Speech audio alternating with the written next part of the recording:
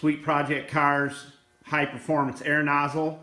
I'm going to share with you how to retrofit it and make it blow real air like it's supposed to. Probably one of the most used tools in our shop. I'm going to share with you this right here with the rubber nozzle on the end. We're going to do that one first. See the box sitting out front.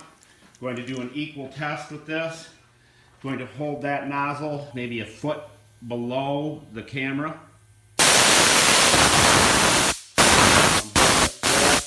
Pointing it right at it. It will not move. Pop in the Sweet Project Cars high performance nozzle right there. All of these items will be in the show more of the video description. So you can just go there. First you need an air nozzle. We need to take the air nozzle, make it so it flows more air. You'll take the top out, just like this.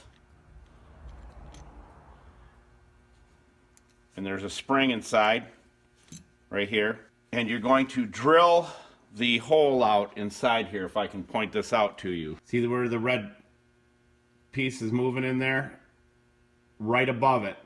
You're going to drill that out to 5/16 or an F drill as in Frank. Done. Alright, you can see the pieces and parts in there. Just shake those out. Now you can see the hole's a lot bigger.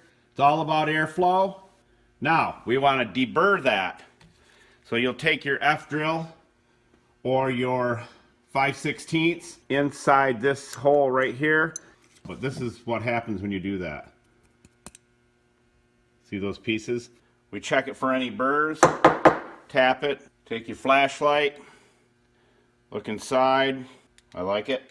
And you'll know if there's a burr in there because the plunger won't work so well. Now when you put your nipple in the end here, make sure you use thread sealant.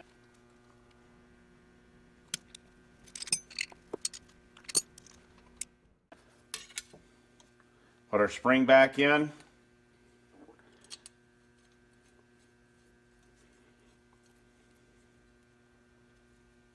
And we will snug that up.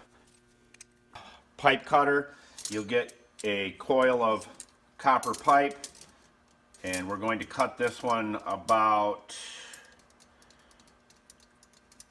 maybe 12 inches or so. And I don't know of a home shop anywhere that doesn't have an air nozzle. Put your pipe cutter on, you snug it up, do one turn, snug it up again, you keep doing that. Don't squeeze too hard, don't tighten it down too much, just keep turning it. Nice and clean. We'll set that to the side. We'll take your deburring tool, deburr that out.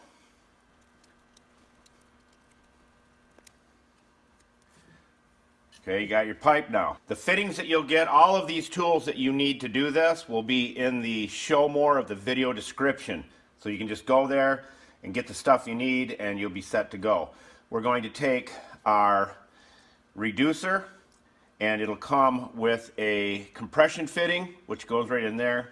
You'll take your pipe and you'll put your compression fitting on, just like that.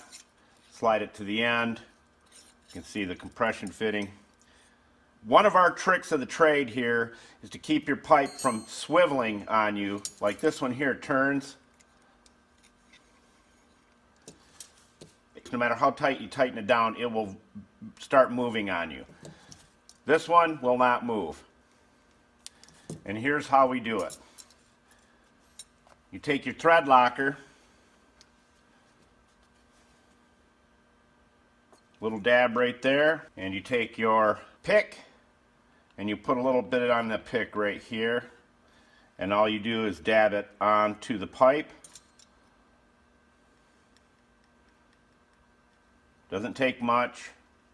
I always end up using too much or dispensing too much to use. And then what'll happen is that compression fitting will lock down on that. Now what you want to do is make sure this pipe fully bottoms out inside your reducer.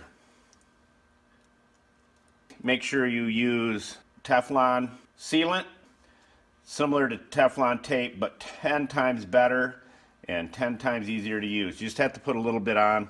Okay, we've got our liquid Teflon sealant on, and we've got our handy dandy Loctite on. I'm going to put a little more on there just for the fun of it. And you don't have to worry about this because you're not getting the compression fitting off after you tighten it on anyhow.